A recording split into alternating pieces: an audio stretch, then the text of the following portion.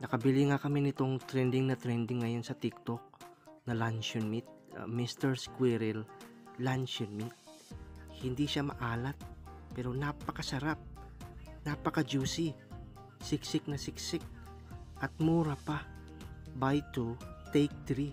So ibig sabihin, 5 lahat yung makukuha mo. The best ito siya pang ulam, pang paon, pang snacks, or kahit napapakin na lang. The best din to sa pulutan, sa inuman. Chicken at pork kasi, ang combination ng lasa nito, kaya napakasarap. Pwede ito siyang pangtinda, hindi lang siya puro harina, kundi may real meat din. Ang napaka the best nito, ang expiration nito ay 2028 pa.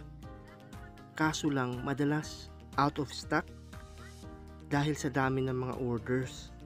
Kaya kung ayaw mong maubusan, mag-check out ka na rin. Nasa yellow basket lang yan.